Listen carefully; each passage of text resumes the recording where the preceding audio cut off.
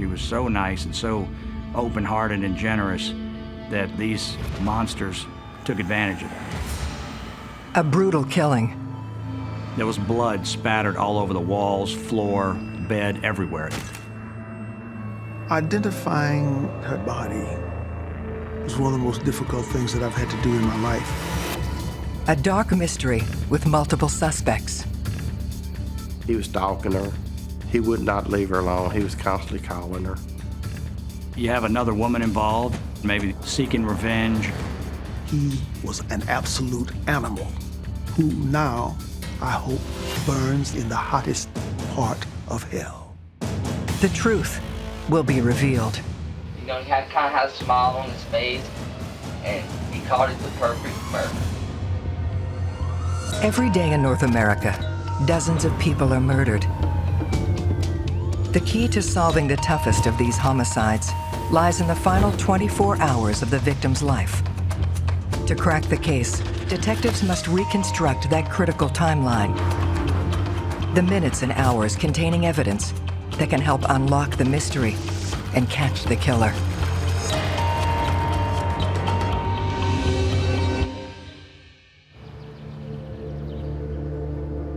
Clinton, Louisiana.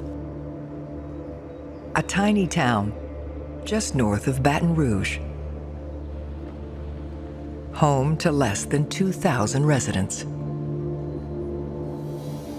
Clinton has a reputation for being a very comfortable, very safe, small town.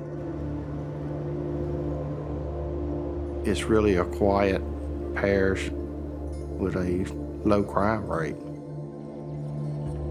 It has a small downtown, but once you leave the town limits, it's pretty much a rural area.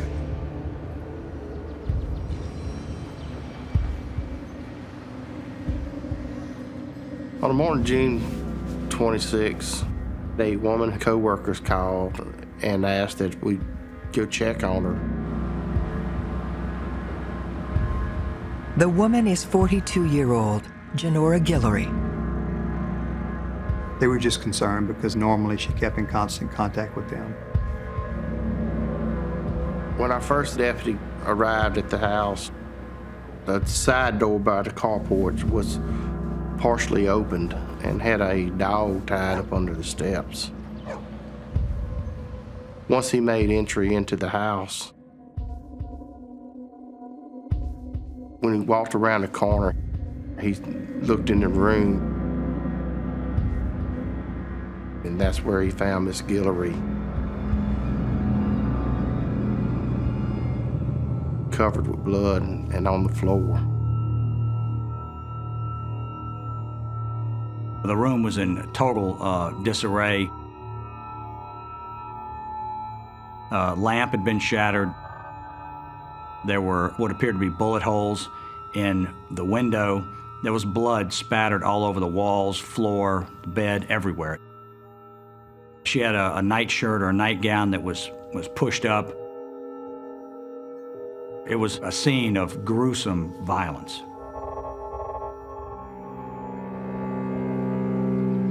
The job of finding Janora's killer falls to Sheriff's investigator, Don McKee. This case was really my first homicide to work, and the scene was really bad. Miss Gillery died from the beating. She'd also been shot several times, and she had also been stabbed several times. You just have to do your job and try to put it to the side. His first task is to notify Janora's family. Disbelief was my reaction when I heard. When we arrived, we had to face the crime scene.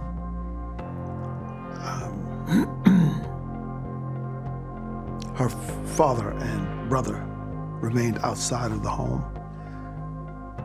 I went in and ultimately had to identify the body for the family. It's one of the most difficult things that I've had to do in my life. If you walk into a room, you see someone and you can recognize them within a millisecond. I had to spend about 3 minutes, 4 minutes comparing things like her lips and the finger structure. And by taking little bits and pieces like that, only then could I make a definite identification.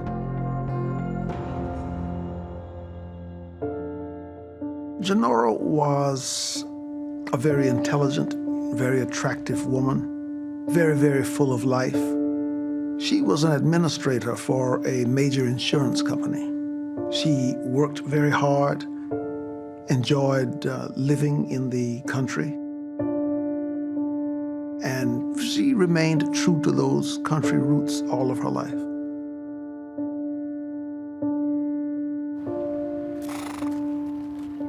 You never heard anything bad about Miss Janora. What we learned is she would help anyone that needed help and do whatever she could for people, and she was just a caring person. She just couldn't say no to human or animal. I think Janora just couldn't pass up an animal that needed help. That's why she ended up with, 20 or 25 dogs and a giant kennel on her property. That's why she ended up with, horses. Many of her animals were strays, particularly the dogs and cats. She purchased the horses, enjoyed riding and enjoyed being just around those horses.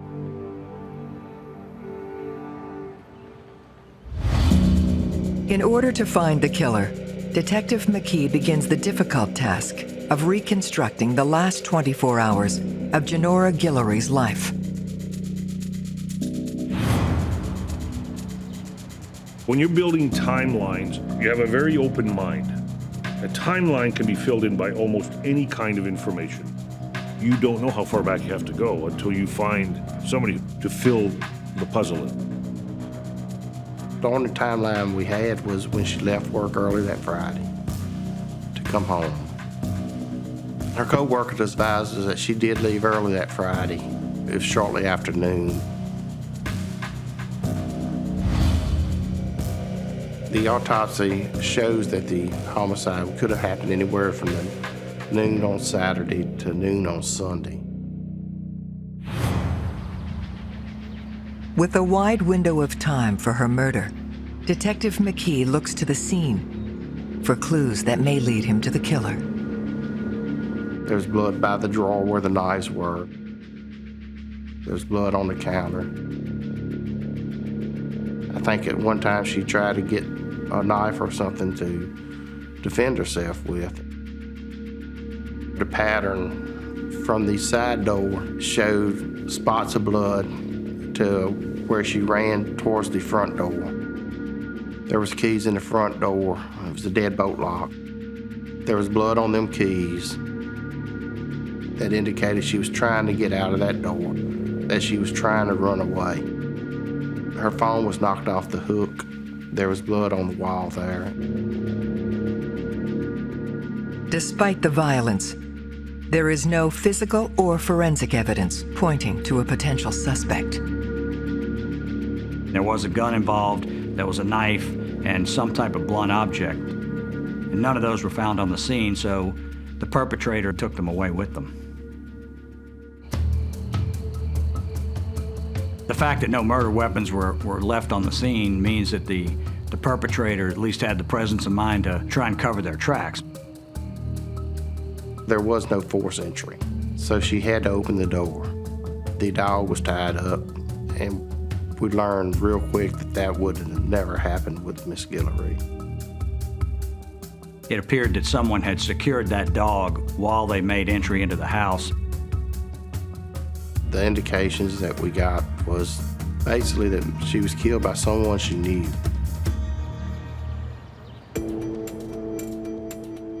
Police begin to canvass the area to see if anyone saw or heard anything during the window in which Janora was killed.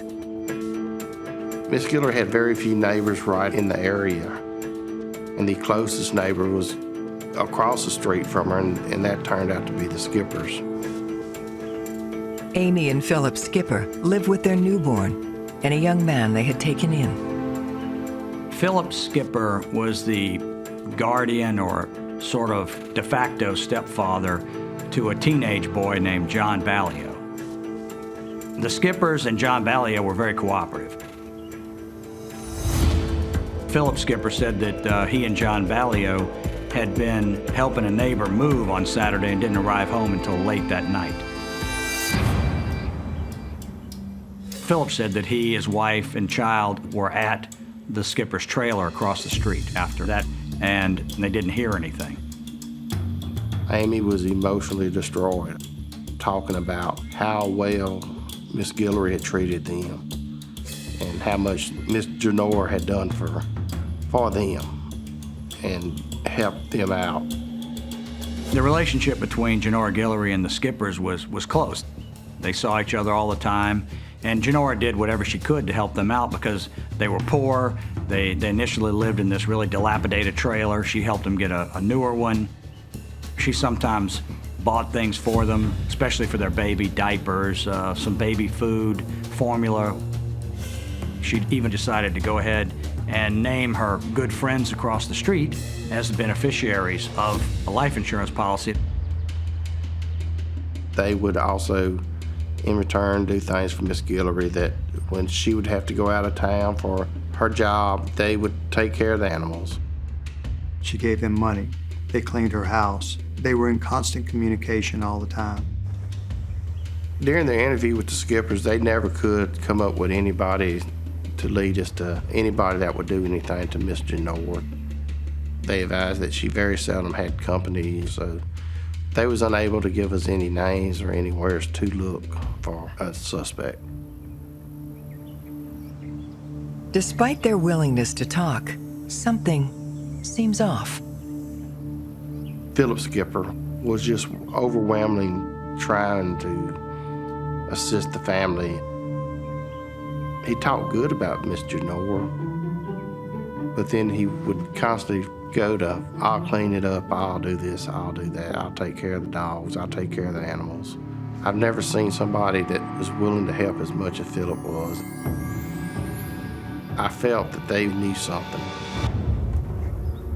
Detective McKee observes something that needs explaining. We'd noticed some scratches on his arm. He said that him and his stepson were wrestling in the yard. And John did have scratches on his arms also, and his story was the same as Philip's story, which was really suspicious to me. So they need to look at the neighbors and see if they're actually involved in it. Bloody scratches on the arms of two of Janora Gillery's neighbors has police questioning if they were involved in her murder. In a case like this, in which the victim struggles with the assailant, it would not be unusual that there be some blood from the victim scratching the assailant. When pressed for an explanation, Philip makes an unusual admission. He said that Miss Gillery had argued with the Skippers due to the fact that a dog had killed one of the Skippers' goats.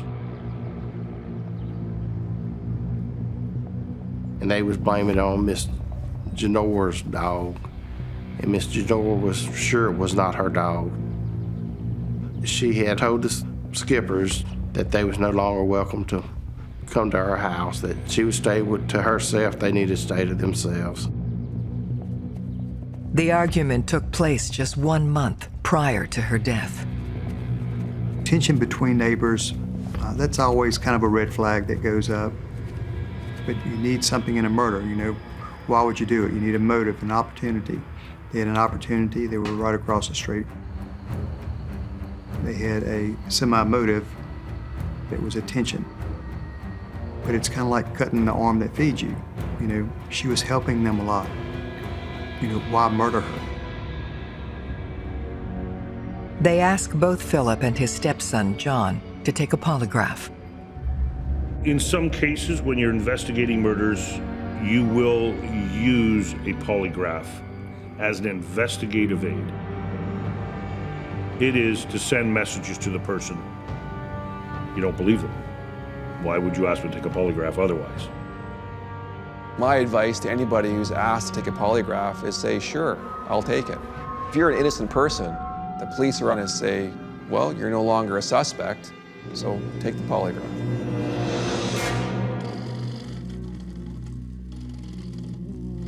Both Philip and John Ballio had no problem with taking a polygraph. The questions related to the case were, did you kill Miss Janora Gillery? Did you stab or shoot Janora? Can you take us to the gun that was used to kill Miss Janora? Both Philip and John Ballio passed.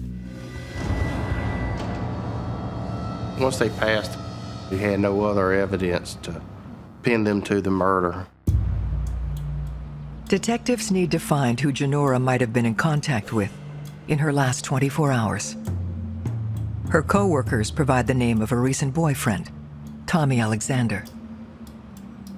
Basically, they met through horses. Janora owned horses, Tommy Alexander owned horses. They met at the feed store in the nearby town. They started dating. They dated a little while. Then that ended when Janora found out that Tommy Alexander had another girlfriend. That opens up all kind of possibilities. I mean, you have another woman involved. Maybe Tommy would be mad about something. Maybe the other woman would be seeking revenge. It's a crime of passion. People act without thinking. If you can show me a love triangle, I'll tell you have a potential homicide on your hands. They bring Tommy Alexander in. Tommy, when talking to him, he was calm. He was saddened by Miss Janora's death. He was saying how good of a person she was, just like everybody else we had talking to had said. They question him about his most recent interaction with Janora. Tommy Alexander told the detectives that he had spoken to Janora on Wednesday. They had seen each other. One was transferring horses to another. There were some papers to sign. So that was the last time he spoke to her, was on Friday. Police must confirm his whereabouts during the time in which Janora was killed. He had an alibi. He said he had been home all weekend with his girlfriend, which turned out to be true. She backed him up on that story. They were able to eliminate him in the investigation as a possible suspect. He was really upset. Nothing to raise an eyebrow to think that he was involved in the homicide. Based on his story and the lack of evidence we had, we really had to start looking other places.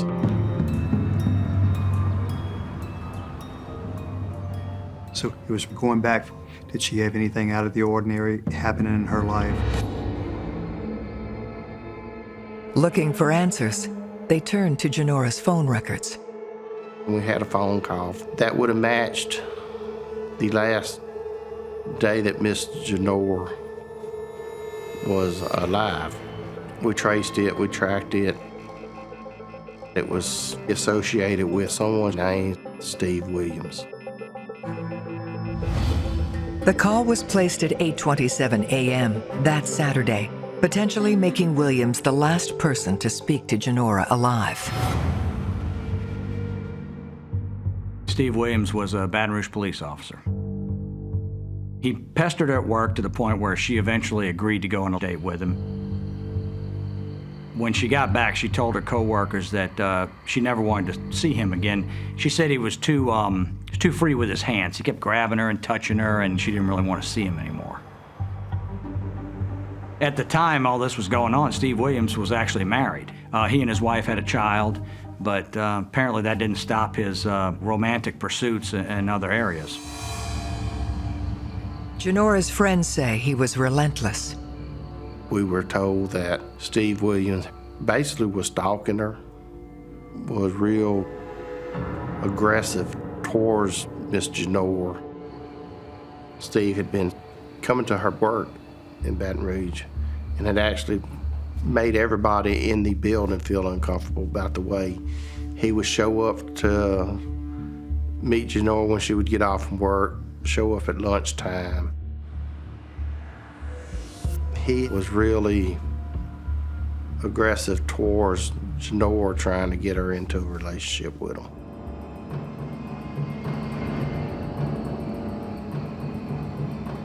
The thing about stalking is there is an obsession, and he's demonstrating that with multiple phone calls, showing up just unexpectedly.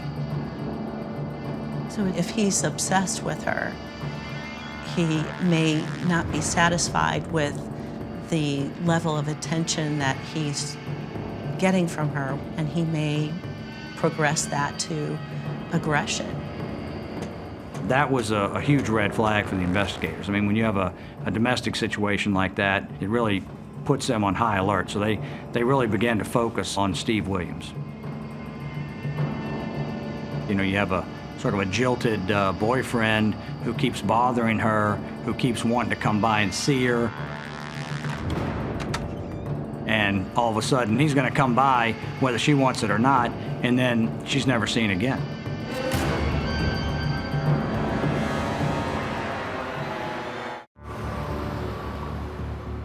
Baton Rouge police officer Steve Williams, who once dated homicide victim Janora Gillery, is now the lead suspect in her murder. Police officers don't like investigating other police officers. It's something you want to shy away from. You know, they don't like to think that another cop would be involved in some kind of criminal activity. But cops generally have a very intimate knowledge of, you know, law enforcement and how crimes are committed. So a police officer can be a more wary suspect, because you would presume that he or she knows what not to do, what evidence to make sure it doesn't get left. So they make sort of dangerous criminals.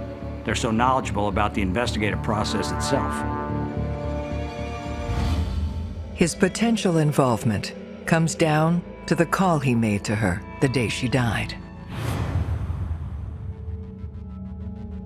When the detectives questioned Steve Williams, you know, of course, he denied having anything to do with Janora's death. He said that they were friends, and he resented the fact that he was characterized as sort of a stalker. He said that he did call her a few times a week, but, you know, just do some friendly chit-chatting. They narrow in on the one call they're interested in. Steve admitted to calling her Saturday.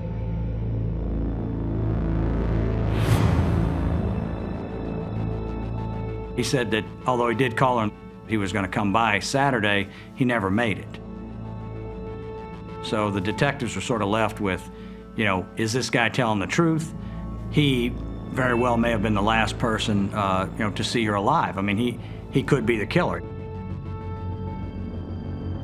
Police learn of another call between Steve and Janora, witnessed by her colleagues. So the Friday before Janora was killed, Steve Williams called her work. Her co-workers said they engaged in an argument on the telephone, and then she left work. So, you know, whether that argument played into her leaving work early or it was strictly just to go do some chores around her house, you know, nobody really knows. But there was a verbal altercation on the phone, and then later Steve Williams says that he was going to come by. So, you know, from the investigator's standpoint, you know, this is looking more and more like he's the #1 suspect in her murder. They interview his co-workers and discover a disturbing trend. Steve Williams had a reputation, a history of this sort of overly aggressive pursuit of whatever love interest he had. In the Baton Rouge Police Academy, there was a female recruit who made the complaint against him. We interviewed his co-worker, and she was able to give us some information about how Steve Williams acted towards her.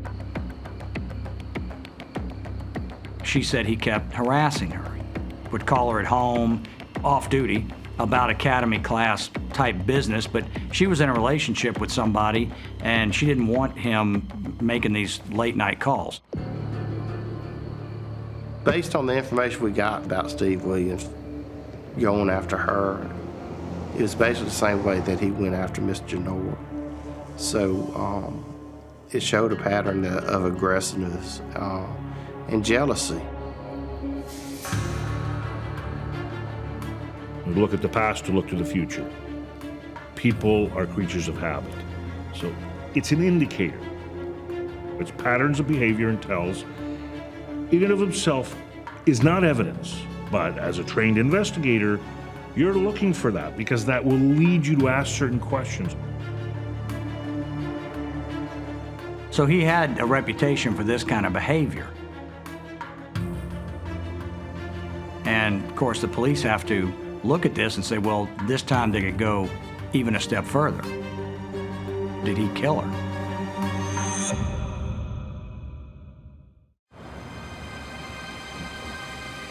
Believing Steve Williams had both motive and opportunity, they bring him in again, this time for a polygraph. Anytime you investigate a police officer, you got to be careful because you don't know their state of mind. You're telling this man that his career as a police officer is about to come to an end because he's suspected in a murder. He didn't do good on the polygraph. His results indicated that he was lying about one or more things in his answers. And that's when he advised that he was not going to talk to us anymore without a lawyer. So we obtained a search warrant and went to his residence. We actually seized his police car and had it towed to the crime lab for processing. What we was hoping to find was a murder weapon or some bloody clothes or any other type of evidence that might help us in the investigation.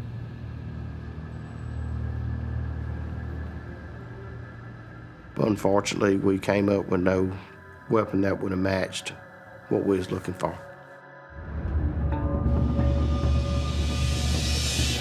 A drop of Janora Gillery's blood in Steve Williams's car or house would have convicted him. I mean, there's really no other excuse for that. I really thought that Steve Williams was the man I was after. Just did not have enough to do anything with.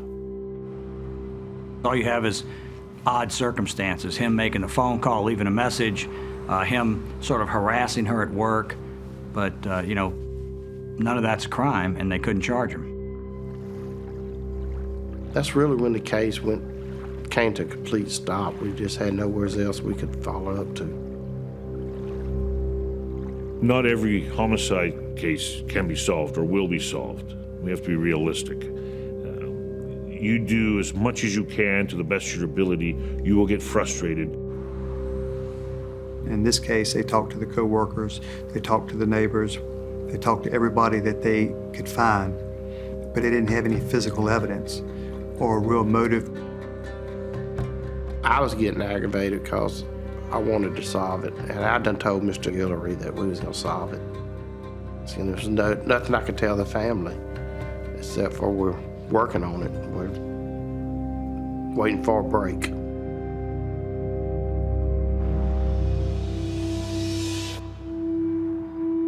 Janora's death took a tremendous toll on her family. Illnesses, divorce, directly resulted from this murder. But this matter never went cold for Investigator Mackey. We trusted Mr. Mackey tremendously. We knew that Mackie was doing a great job.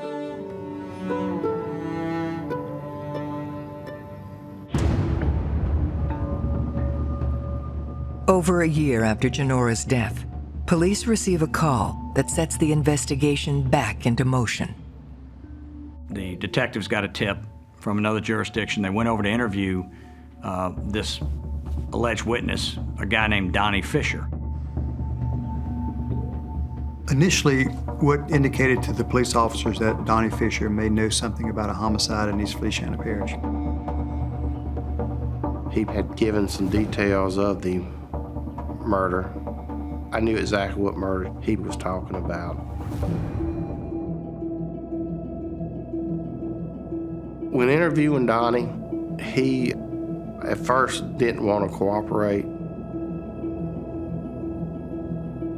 What I done was I laid pictures of the crime scene and got on to him and said, this woman did not deserve this. She was a good woman. After I showed him that, he told us what was told to him.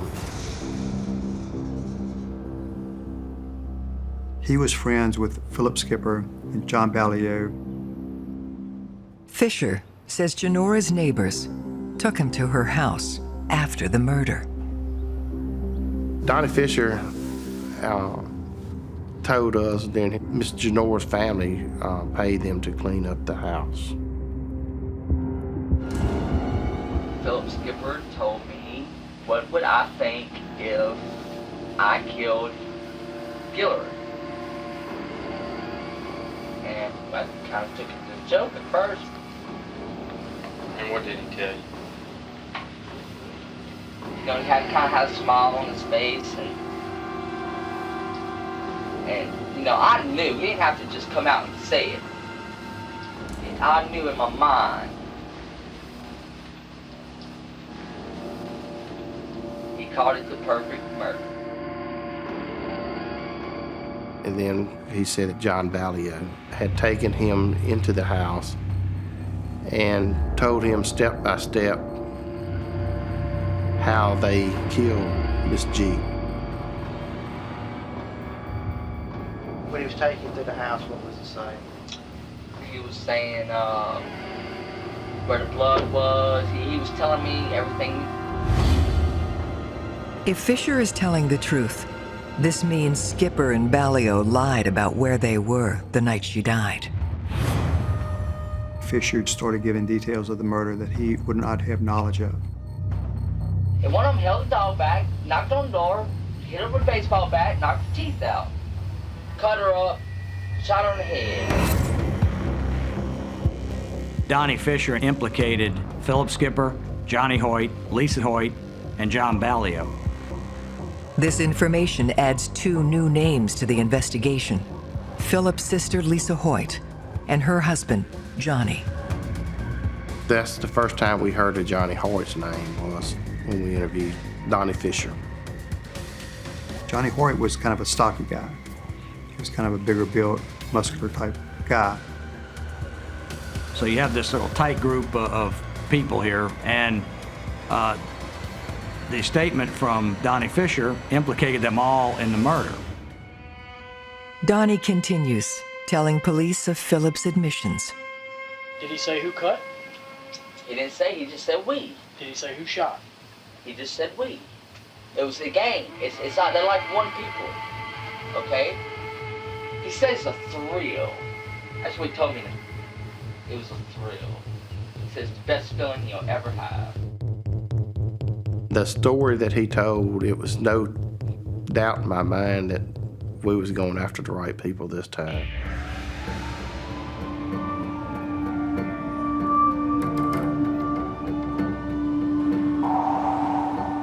But without any physical evidence, they need to find another way to prove beyond a doubt that the 4 people Fisher has named are responsible for the murder. You play on what feelings of remorse they might have. You want to get them to confess. And they don't have to confess, of course. They can just ask for a lawyer and the whole thing's over. Brought into custody, Philip Skipper, Lisa Hoyt, and Johnny Hoyt all refused to cooperate. John Ballio was the last person that we was able to talk to. It was a long interview. It was a couple hours probably. And finally he just broke. Philip and Lisa, me and Johnny, we was going over there to see Miss G. They wanted me to watch them kill Miss G and hold the dog. Did they say why they wanted you to watch? It would be my true test of brotherhood.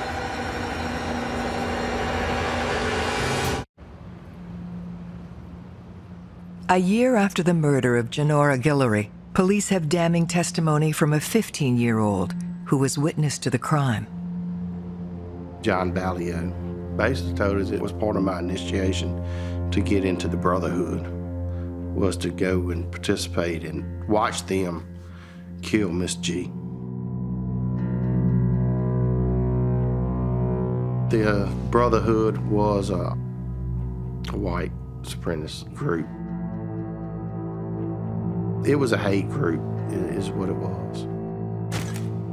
And the initials for the Brotherhood was GFBD. God forgives, the Brotherhood doesn't. And, you know, as with all gangs, they're created to intimidate, to scare people. All right, what happens? When we got there, Lisa walked up to the door and knocked on it and told Miss G that she needed some money to get the baby some diapers. And when she did that, Johnny punched Miss G. The first time she got stabbed, Lisa stabbed her. And then Johnny stabbed her, and Philip. They all took turns. When did they shoot her? Before they stabbed her or after they stabbed her? Before they stabbed her, they was making me watch, saying that it would show if I was a true brother or not, or whether or not I could keep my mouth shut. Ballio explains this wasn't the only motivation. He said Miss Gillery had a life insurance policy that was signed over to Philip Skipper and Amy Skipper. The growing fight over the goat and the dog incident made Philip Skipper realize she's going to change the beneficiary on that policy or just outright cancel it, and we need to get over there and kill her so that we benefit from that policy. Two people who live in a trailer out in the middle of the woods, $25,000 was pretty significant. I think race and money played kind of equal parts. If Janora Gillery had been a white woman, I doubt they would have killed her. I think John finally broke because he did feel bad about what happened. I think he realized what he had done was wrong. I thought it was pretty sick myself. I was crying, but I was also just trying to shut up so they wouldn't get worried about me telling them. Because they said if I ever said anything, they'd kill me.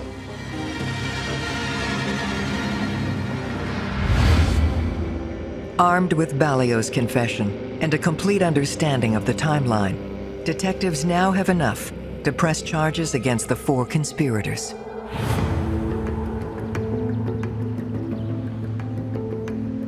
Miss Gillery left work that Friday to come home. Saturday, Philip Skipper, Lisa, and Johnny Hoyt, they had been popping pills, drinking all day long.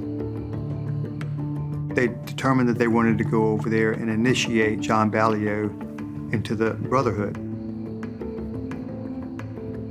Midnight, 1 o'clock, they all go over there. Lisa knocked on the door.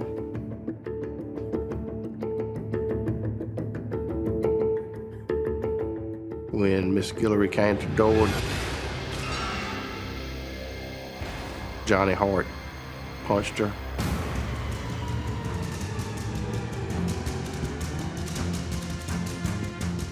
They chased her in the bedroom.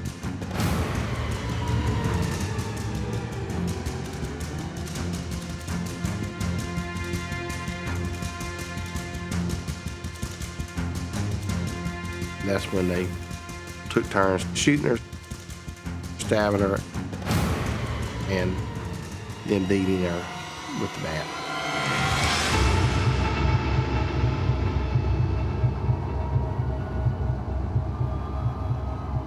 After they killed her, they went back to their house. They burned their clothes and shoes.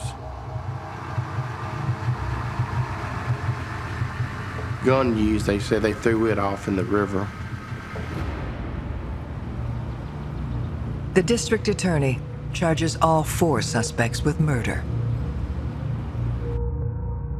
Lisa Hoyt pled guilty to manslaughter and was sentenced to 25 years in prison. Philip Skipper went to trial, was found guilty. Second-degree murder, he got life in prison. Johnny Hoyt also went to trial and was found guilty and is serving life in prison. John Ballio cooperated. He was a juvenile when this occurred, and he pled guilty to second-degree murder and was sentenced to juvenile life.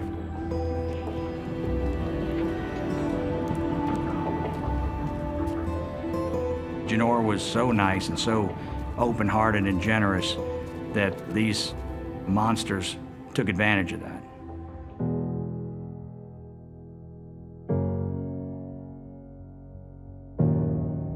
It is a dumb dog that bites the hand that feeds it. And Philip Skipper was a dumb dog, a swine, an absolute animal, who now, I hope, burns in the hottest part of hell.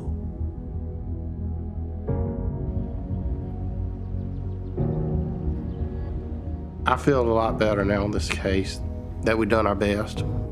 The DA done his job, and we got justice for the family. And I feel that the family's happy, so if they're happy, I'm happy.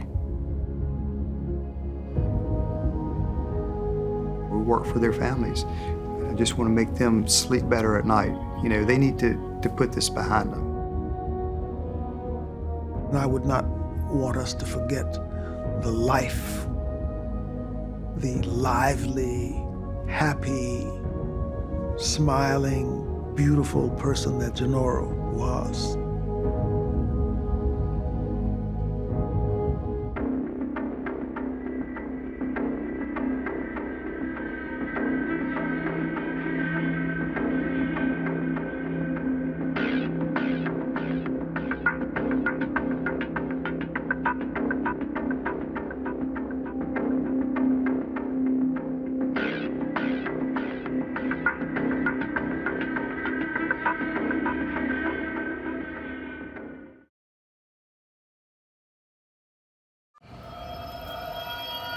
You could apply just about every one of the 7 deadly sins to this homicide.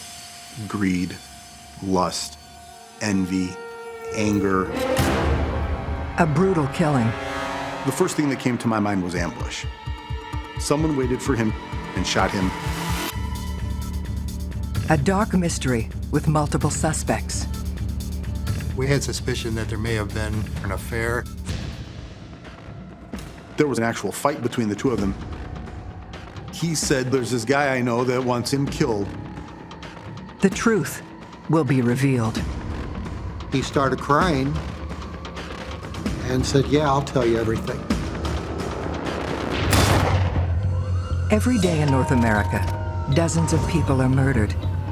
The key to solving the toughest of these homicides lies in the final 24 hours of the victim's life. To crack the case, detectives must reconstruct that critical timeline. The minutes and hours containing evidence that can help unlock the mystery and catch the killer.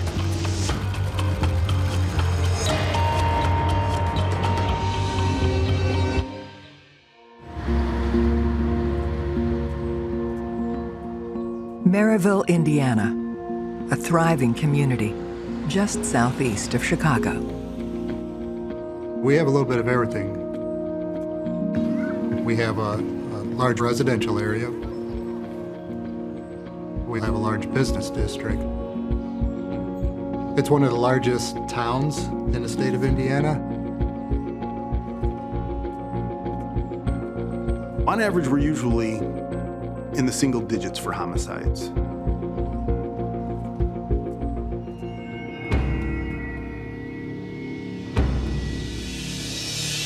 We were leading up to a holiday weekend. This was the day before Good Friday, when we received a 911 call.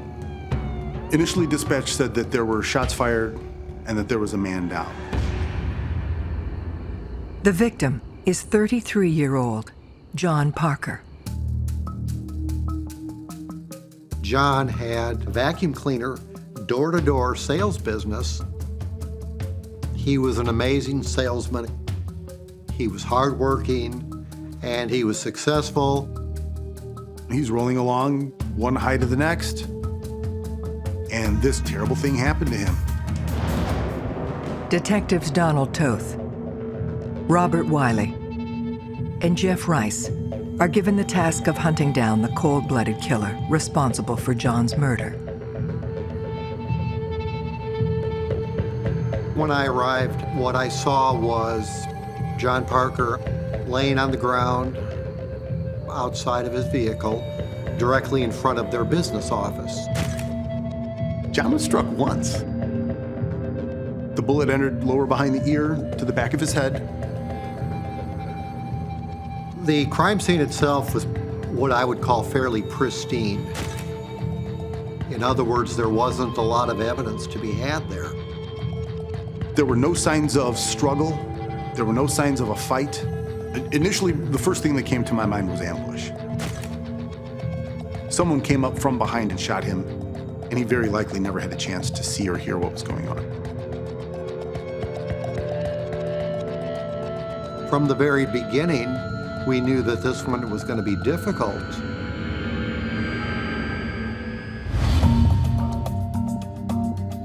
Detectives turn their attention to reconstructing the last 24 hours of John Parker's life. The timeline with the victim, where they were and what they were doing, is crucial to any good investigation. And when we look at the people involved, be they suspects or witnesses, finding where they are when this occurred is very important. The only witnesses that we located when we got there were Ben Love, the office manager, and Judy Parker. Judy was crying. She was obviously upset, which we understood as the wife of the deceased. She said that that night, probably at 6:30 or 7 o'clock, John and Judy had gone out to dinner at a local restaurant.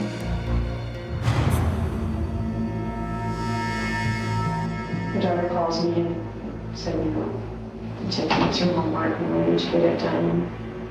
When you get out, I said, I've got it at the office. So I'll just stop by and pick it up real quick on the way home. They finished their dinner. They went back to the business after the restaurant. Both of you walked in together? We walked in together. Are you all in together? And Ben was asking us, well, can I just go home?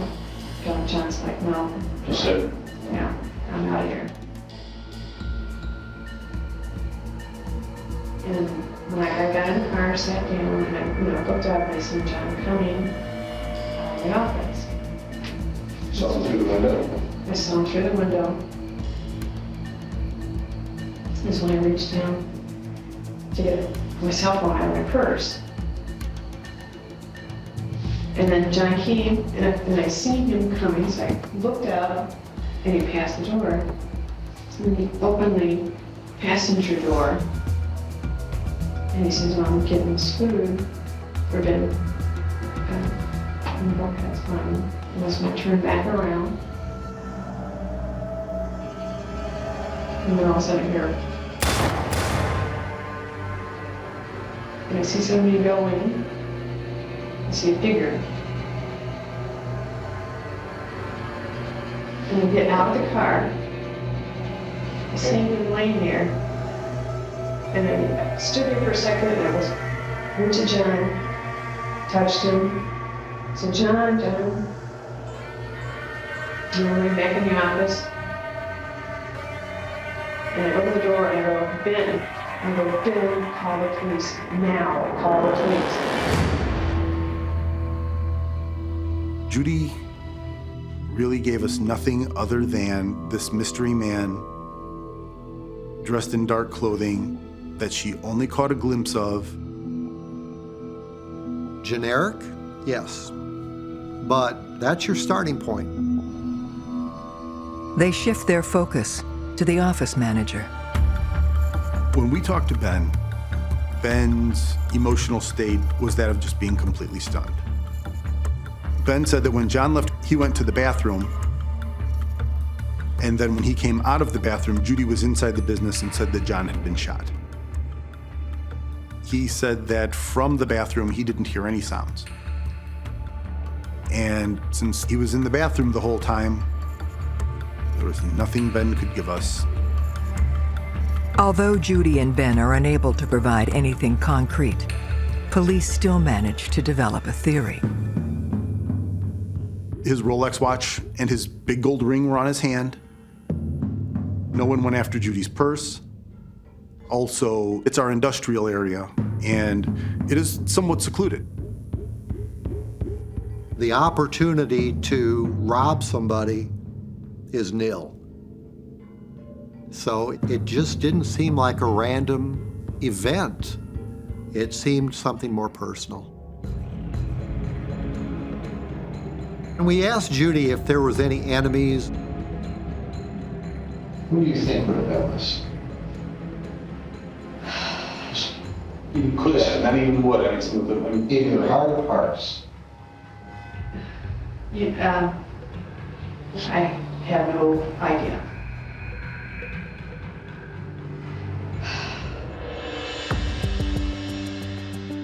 One of the first steps was to do our victimology on John. We wanted to see who he was, what he was about.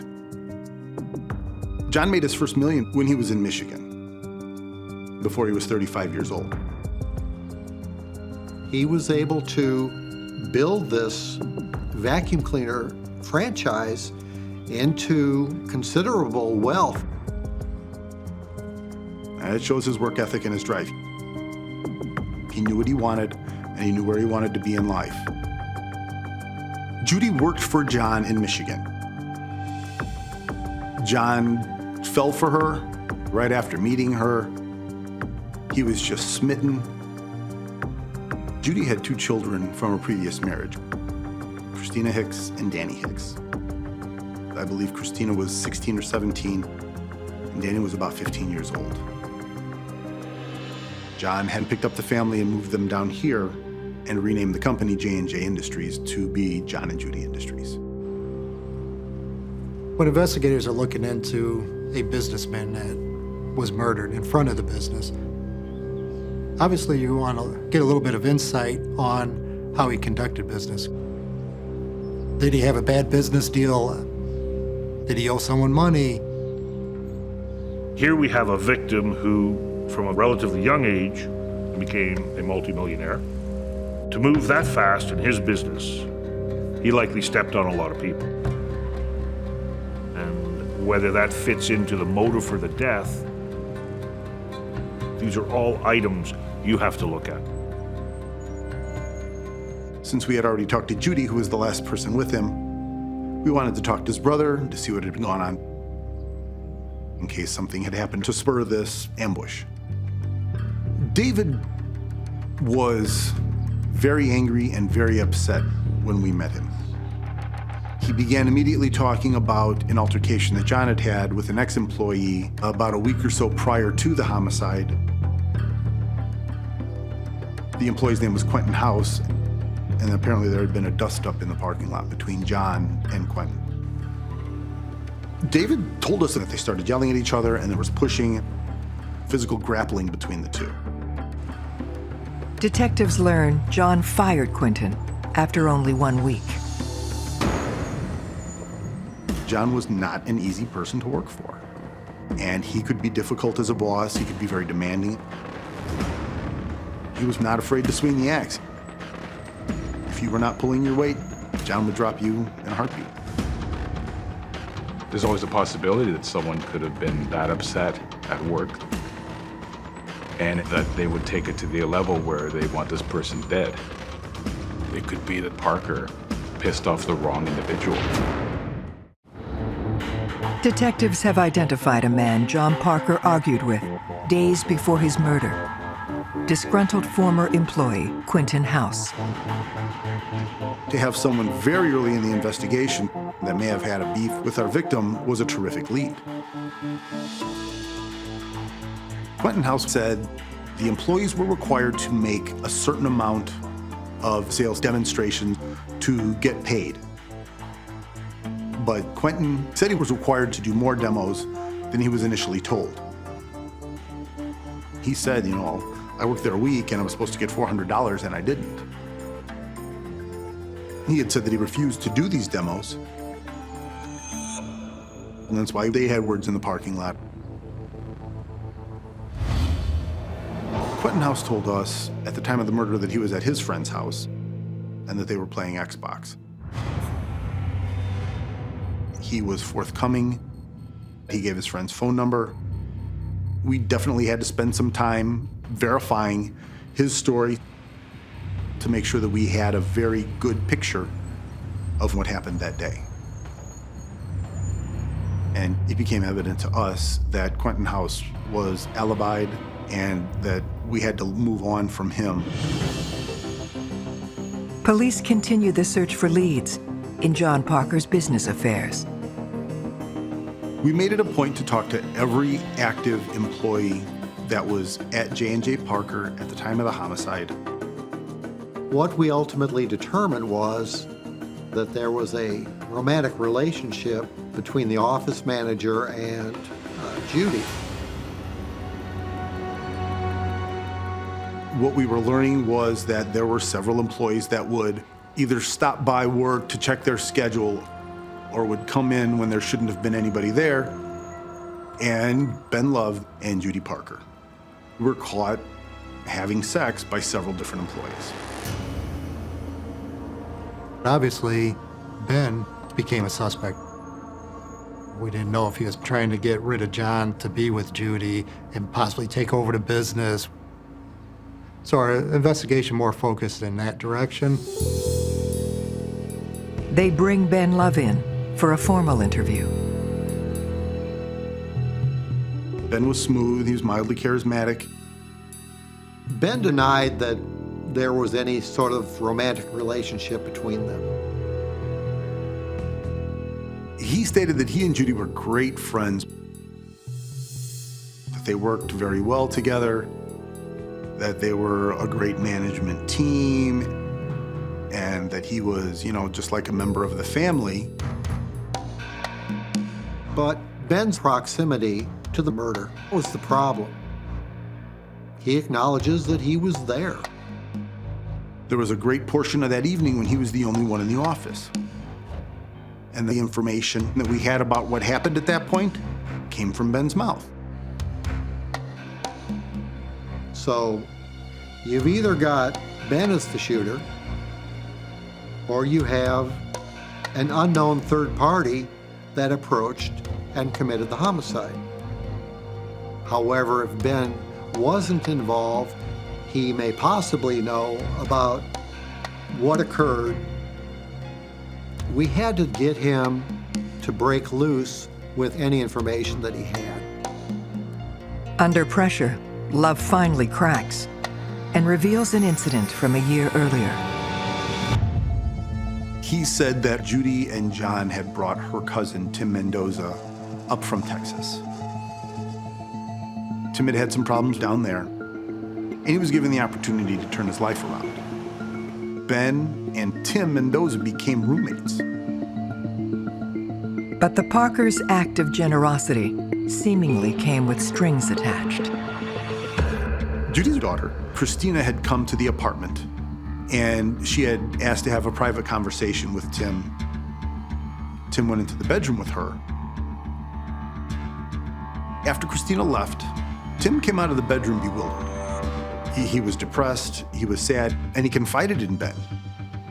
He said that he was not brought to Indiana to turn his life around. Judy had used her influence on John to bring Tim up here so that Tim could kill John Parker.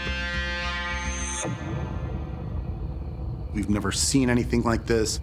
This is the stuff that they make up for TV. That's what gave us the first inkling that the family was involved. We confronted Judy with that plot. She said that Tim had seen John be mean to her, grab her by the arm or call her names, and that Tim offered to kill John for her. She told him not to even think about it. And at the time, she dismissed it because Tim had left to go back to Texas. But Judy didn't mention Tim until we brought Tim up to her. And Judy's story changed throughout the course of our interviews. When we started, it was that she and John were in love and they were successful. Everybody liked him. But the more we talked to her and started asking pointed questions, then it came out that John had a temper and he became less of the saint that she was painting the picture of the very first night. In my 25 years of doing this, I've seen the emotional arc after someone's killed. We watched her and her body language and the things she said, and especially the things that she did when we weren't even in the room. It was a little different.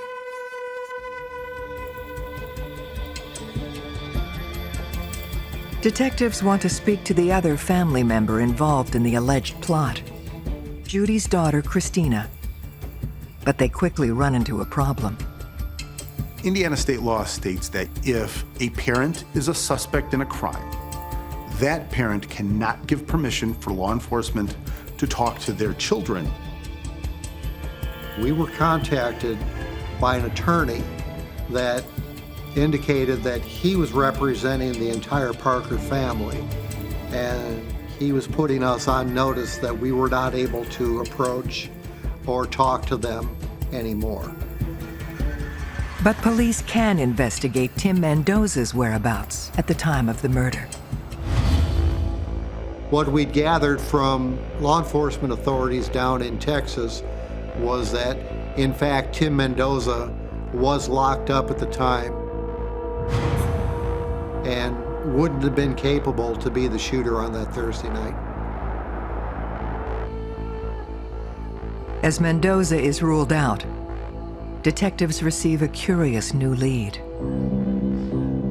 We had a phone call from a school resource officer in Crown Point, which is the next town south of us. He told us that he had some information for us. There were two kids called Earl and Kevin. They were residents in a juvenile detention halfway house where they were allowed out if they had jobs in school, kind of reintegrate them into society. They came to the attention of the Crown Point Police Department because Earl was found to have $201 on his person. And one of the rules of the halfway house was you didn't get to have cash. Their story was that they were scamming this kid from school. It was ultimately told to us that they had received that money from Judy's son, Daniel Hicks, to have John Parker killed. Detectives now have 3 new suspects in the murder of John Parker: his stepson Daniel Hicks, and 2 of Daniel's friends, Kevin and Earl. Danny Hicks is the second eldest of Judy's children. He did have his share of run-ins with law enforcement, with school officials. He's a bit of a wild child. We had felt at that time that we had a very large break in the case that we had discovered a conspiracy to commit this murder. But we still don't have the trigger man that killed John Parker. So we needed to find further evidence, again, to corroborate the story. The same state law that blocked an interview with Christina also bars their way to Danny. Their hope now lies in connecting Kevin and Earl to the murder. When we talked to the individuals at the juvenile center, we were able to confirm that Kevin, in fact, was detained at the facility on the night of the shooting and would not have been involved in that particular homicide. Detectives learned that Kevin's co-conspirator, Earl Dantzler, was already out on the night of the murder and has since vanished. The timeline for us seemed to be similar to that of our homicide, which made us very suspicious. We had put out locates on him. Every person that had a snitch in every town was told to look for him. His picture was passed around. His name was thrown around. Earl was everywhere and nowhere all at the same time. The hunt for Earl does, however, throw up a new lead. We had a gentleman come to the police department and say that he had information that Mike Campion might be involved in the homicide.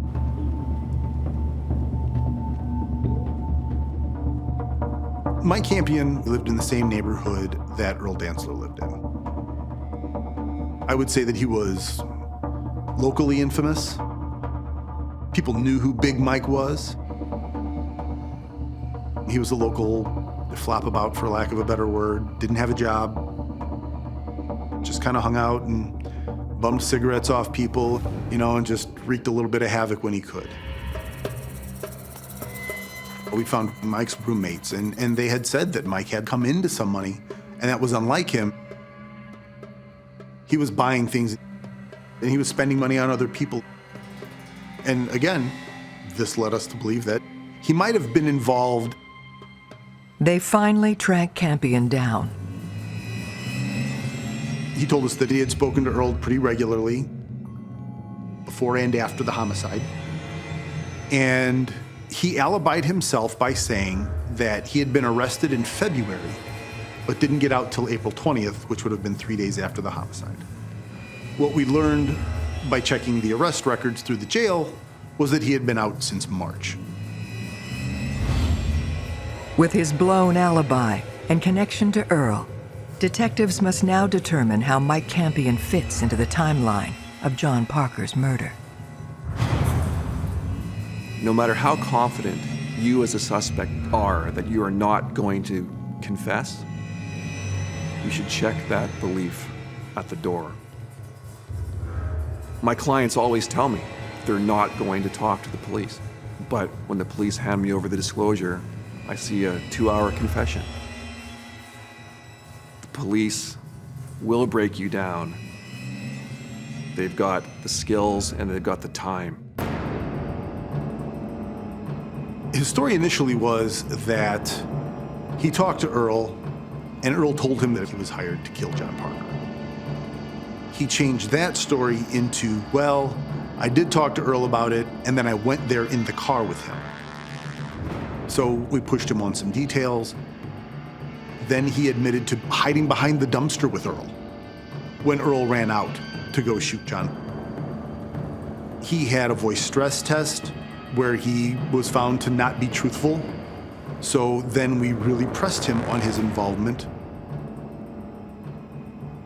During the middle of the conversation, he put his shoulders down and his head back and he said, I want to tell you guys this one thing, but if I tell you this one thing, I know I'm going to prison.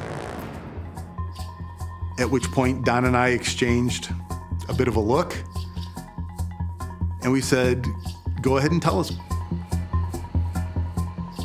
So then he tells us that it wasn't Earl that ran up and shot John Parker, but that it was him. We asked him to show us how you approached him. show us where you shot him. And Mike indicated that he had approached John from behind, he had shot him in the head, and that he left the area. So we get the confession. All this work, all these people that we'd looked at, and we had someone that actually admitted to being the trigger man. At that point, there's a certain amount of elation. I made the decision to detain him and incarcerate him at the Lake County Jail. But you can't just go to court with someone's confession. Anybody's statement can get thrown out at any time. A crime as big as homicide and murder, you have to be able to corroborate the story and prove that it's true.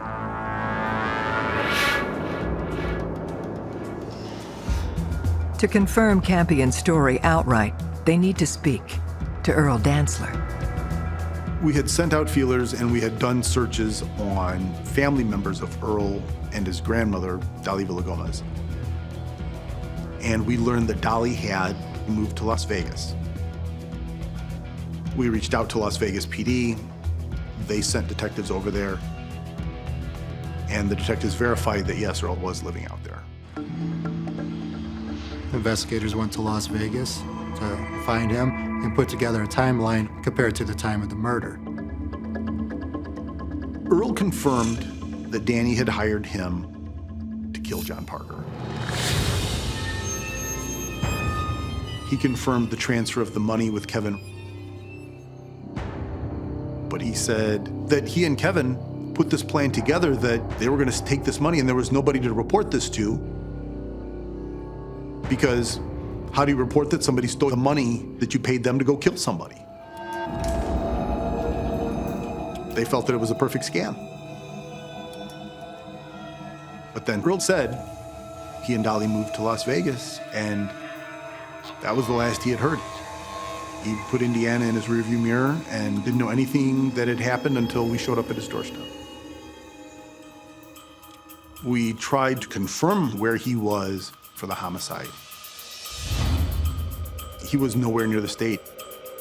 He was 1,800 miles away, and there was no way that logistically we could put him in the timeline of events that led to the murder of John Parker.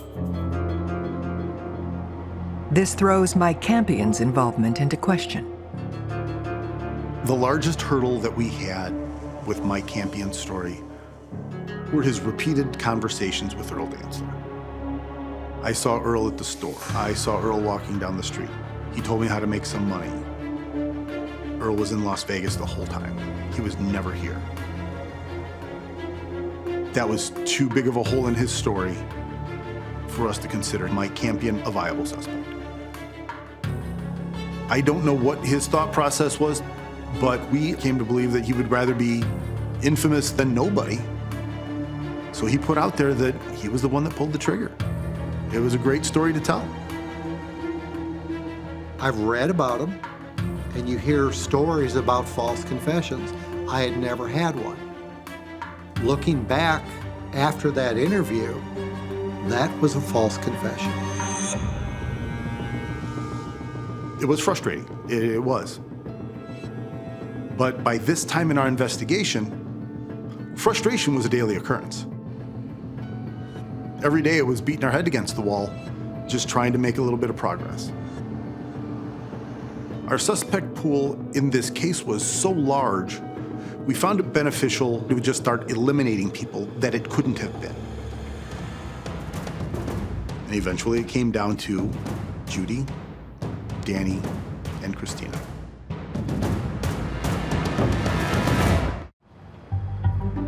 Detectives investigating the murder of John Parker are now convinced his own family are directly responsible, but have no evidence to prove it. We felt that all the pieces of the puzzle was there. There's just one piece missing. Judy Parker, Daniel Hicks, Christina Hicks. We needed someone there to feel a little bit of pressure, maybe to talk. It's very frustrating when you have information that you believe is very relevant to the point that you could solve this crime, this murder, but you're prevented from getting there through a set of circumstances. You can't go home and have sleepless nights over something like this. You have to keep thinking of a way to get around it. Keep working on the case.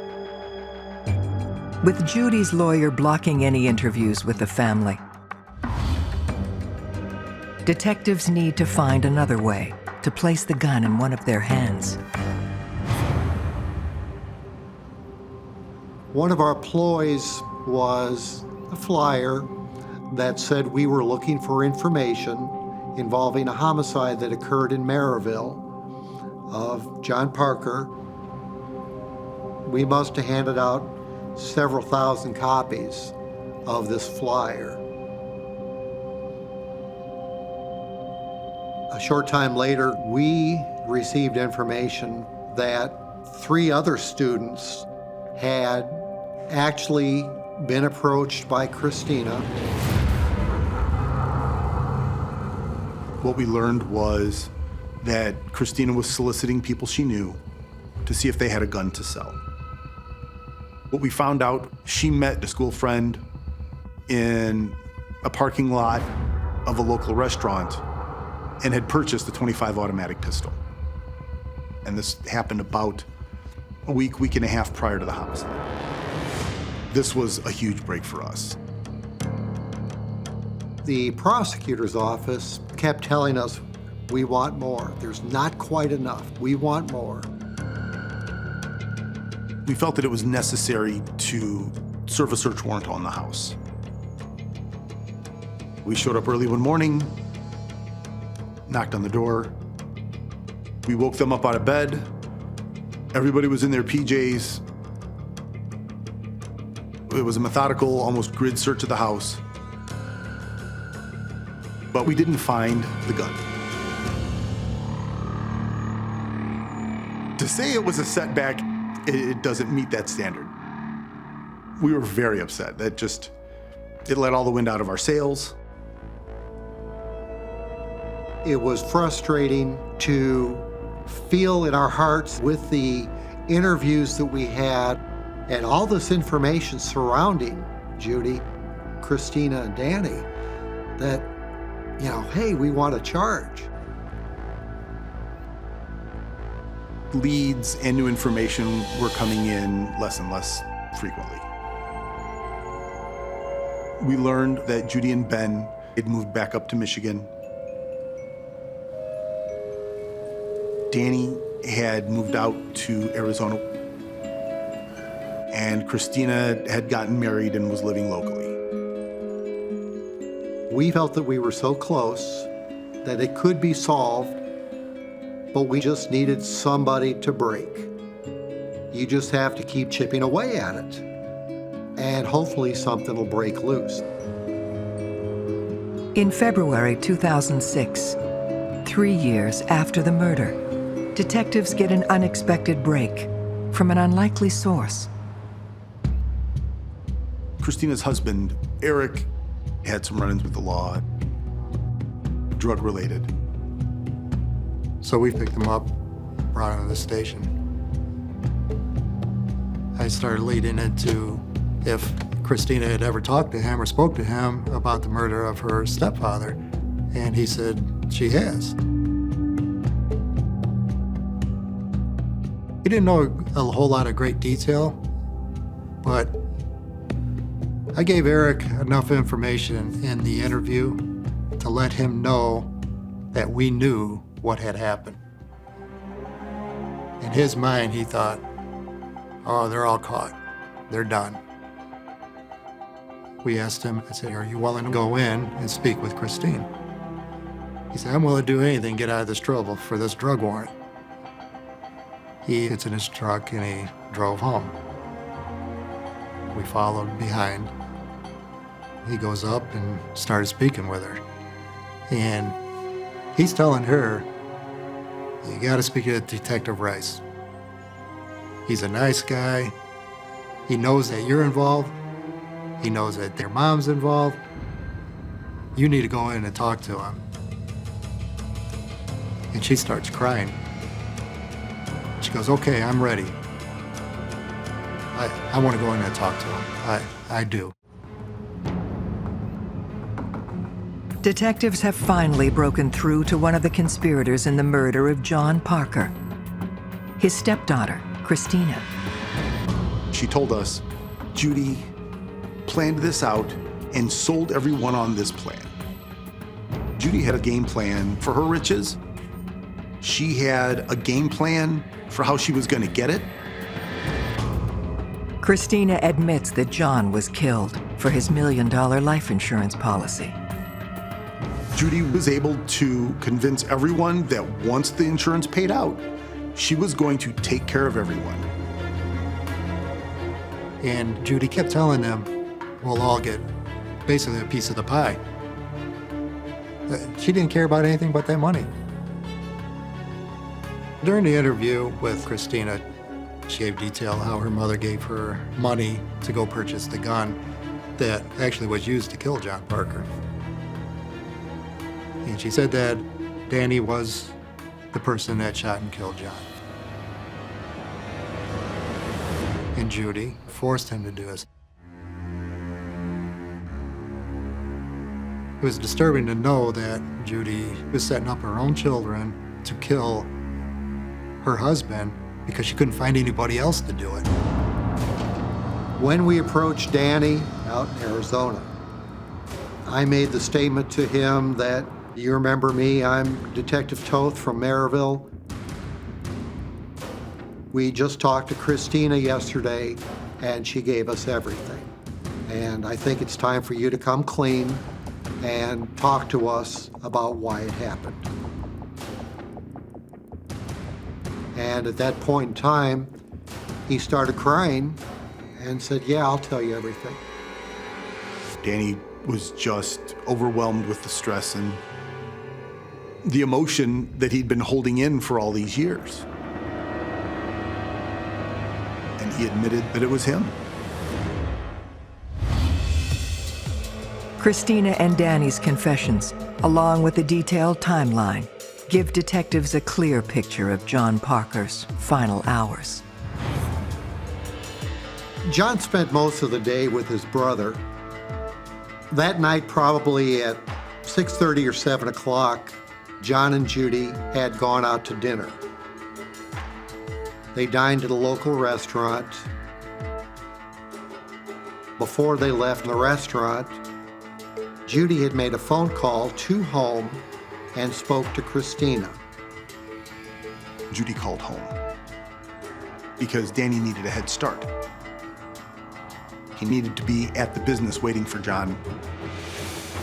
Christina gives Danny the keys to her car. He's not even old enough to drive. Takes her car, drives it all the way into Marville, parks at a local business, and walks up and hides behind a dumpster. At approximately 9 to 9:15, John and Judy traveled to the office. They went in, spoke to the manager, and came out. Danny walked up behind John.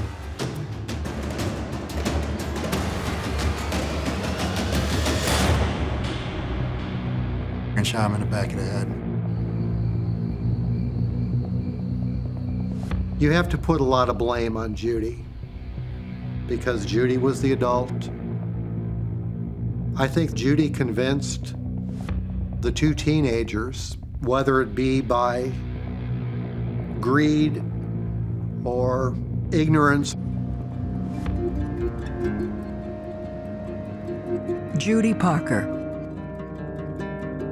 Daniel Hicks, and Christina Hicks are arrested and charged with murder.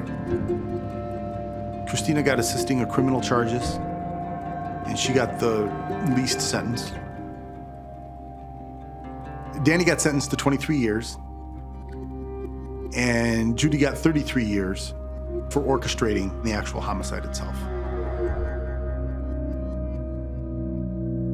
It is a tragedy. John fell in love with this lady. He took her kids in. He made them part of his family. They were all going to reap the benefits of his hard work. John was ambushed. Cut down in his prime. Nobody deserves that. It saddens me that something so silly as money would make them want to do that. But greed was probably one of the first evils, you know. What's the Bible say? The love of money is the root of all evil. There's no doubt in my mind that she brainwashed Danny and influenced him into killing her husband. I kept thinking back and looking at that mug photo, and I'm seeing this little boy. I felt for him that his mother made him do this. She's an evil person to make her own child do something so evil.